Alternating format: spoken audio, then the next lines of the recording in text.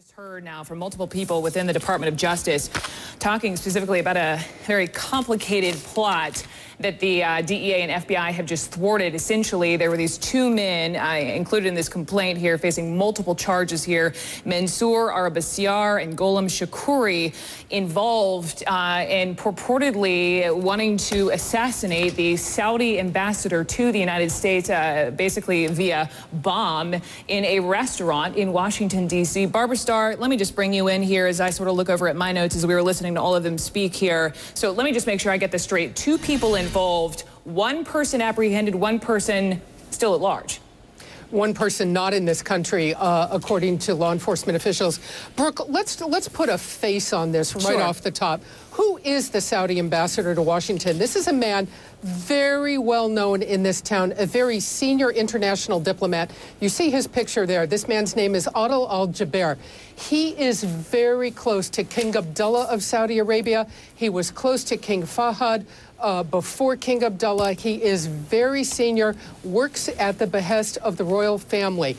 Now, the Saudi royal family, of course, has been in essentially a knife fight, one with al-Qaeda in that country, their own terrorist attacks that have happened inside Saudi Arabia, but also the king of Saudi Arabia has come out against the violence in Syria, and that potentially links this to Iran, because the Iran Quds force that you kept hearing about in this press conference, the Iran's Revolutionary Guard Corps, the most militant wing of the Iranian military, is essentially looking at Syria as one of its satellite states for the last many years. They have been using Assad as their place from which to launch attacks, to support terrorism, to support Hamas, to run weapons all over the world. So, you know, there is bad blood at the moment between Iran and Saudi Arabia on a couple of fronts. Adel Al-Jaber, very well known, very respected in this town as an international diplomat. And you know, if we look a little bit further at this unsealed complaint that we have now, the discussion of the Quds force of Iran is very interesting, because this is a terrorist force not very well understood perhaps by many Americans. We have heard about al-Qaeda for so many years. This al-Quds force is front and center in U.S. military, U.S. national security concerns. They have operated against U.S. troops in Iraq, against U.S. troops in Afghanistan. They have supported terrorism, assassination plots, all kinds of attacks around the world, especially in the Middle East. It is the militant wing that the U.S. military has kept a very close eye on inside Iran, and their own expansionism of al-Quds across the Middle East as they engage in these operations.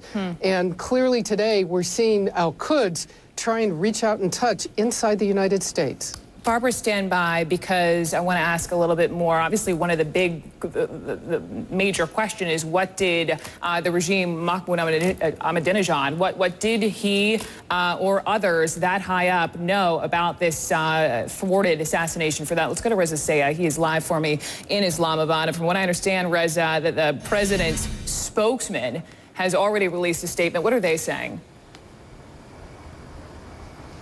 Well, just a little while ago, I talked to the president's spokesman, Iranian President Mahmoud Ahmadinejad Ali Akbar Javanfekr, and he gave me a vehement and sometimes mocking denial. And here's exactly what Ali Akbar Javanfekr said about these allegations coming from the Justice Department. Quote, "This is a child's story. It's not the first time America has come up with a story like this. America is facing domestic problems, and this is an attempt by them to distract the public by trying to convince that there is an outside threat." He went on to say, from our perspective, this is a fabrication. America has become an expert at making false allegations against other countries. So a vehement denial by the spokesperson of Iranian President Mahmoud Ahmadinejad. Even so, I think this is a report that's going to make a lot of headlines, obviously in the U.S. and throughout the world.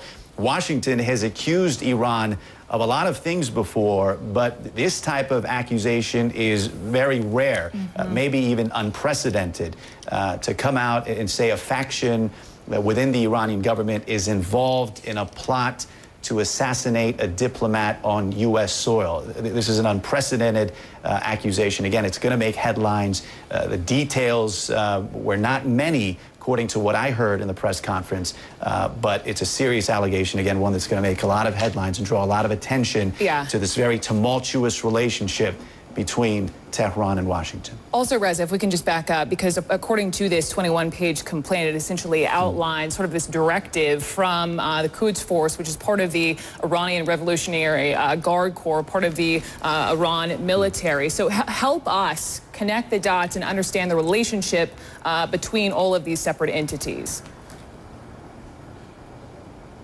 Well, as Barbara Starr mentioned, the Quds Force is a specialized faction within the Revolutionary Guard, which is a military force that was established by the late Ayatollah Khomeini, the supreme leader who started the Islamic Revolution, and their job, their mission was to protect the Islamic Republic. They've certainly been accused of being involved in terrorist activity, but again, this type of plot, experts will tell you, is not Iran's MO. Iran has been accused by Washington of being a state sponsor of terrorism, indirectly supporting groups like Hezbollah, who then go out and carry terrorist attacks. But they've never been, as far as I understand, accused Washington of being involved in a plot like this. So they go on U.S. soil and they assassinate a diplomat. And then you have the Justice Department saying factions within the government. The question is, what factions? I think the reporter at the press conference asked them, how deep does this go? And there was no answer. So the question is, if indeed there are factions of the Iranian government involved in this plot, who were they, and how high did it go up? Did it go up to the president, Mahmoud Ahmadinejad? Was he aware of this? As you heard, the spokesperson laughing off this allegation, completely denying it. Let me bring Barbara Starr back in. And Barbara, a similar question to you. Would President Ahmadinejad have even known about this? I think what Reza just said is really one of the keys still to be unfolded here. Inside Iran right now, there is a split, a power struggle, if you will, going on within the Iranian government between Ahmadinejad, the religious factions in the government, the more militant wings of the Iranian military. One of the key questions for the CIA right now, and CIA Director David Petraeus, is how much does Ahmadinejad really know about what's going on inside his own military? Is he, in fact, issuing these orders? Does he know about them? Are they being carried out more independently, if you will, by the Quds Force and the Revolutionary Guard Corps? Are they operating more independently and more on their own? That's going to be a key thing to figure out if you want to get to who's really behind this. And one of the tools the U.S. government has used up until now, and I think we've heard about it, is some of the Treasury sanctions, the financial sanctions on Iranian companies that essentially operate as frontman companies for the Al-Quds Force. The Al-Quds is heavily invested across the Iranian economy in a number of businesses. They get some of their funding and their money that way. That's what the U.S. and the international financial community has been trying to shut down, working to try and impose sanctions on Iranian banks and businesses. But look, as Reza said, this takes it to another level that I don't think we've seen before, trying to engage in assassination in the United States of a very respected international diplomat. By the way, we have reached out. We should mention CNN has reached out to this Saudi ambassador to the U.S. He has not reached back out with regard to comment. Barbara, do me a favor, stand by. Guys, let's just show the live picture of President Obama shaking hands, taking some pictures, because I do just want to let you know, as of course we have had eyes and ears on his speech there in Pittsburgh as he was talking jobs and pitching that jobs bill. We know, and I can tell you that he did not mention this news that was just made at the Department of Justice just in the last couple of minutes. I want to bring Jill Doherty back into this because I know she's been going through this, 21-page complaint here as I haven't quite had a moment to fully do so as we've been live on the air, but I was listening. I know that these two men, Jill, face multiple charges, multiple counts here outlined in this document, including charged with conspiracy to murder a foreign official, conspiracy to use weapons of mass destruction, conspiracy to commit international terrorism. What more have you learned going through this? Well, next steps, Brooke. We understand, of course, you heard from Attorney General Holder that they will hold Iran responsible and that there will be further information, further steps and actions in the next hours, as he put it. And we understand that the State Department now is getting in touch with other countries, briefing them on what happened, and that the U.S. is going to take this up with the UN Security Council. This is, I don't think you can emphasize too much, Brooke, how serious this is in an international sense. This, again, allegation, but it is a major, as they called it in the briefing, you heard from Holder, a flagrant violation of international law. Now, the Iranians, we have to say, as you heard, are denying this. They're saying it's a fabrication, that it was meant to deflect Americans from their economic problems. So there is denial coming from the Iranians. But the idea that, that the Iranians would try to carry out assassinations on U.S. soil is very, very serious. It's perceived that way, and you can bet that the United States is going to retaliate with everything that it can possibly retaliate with.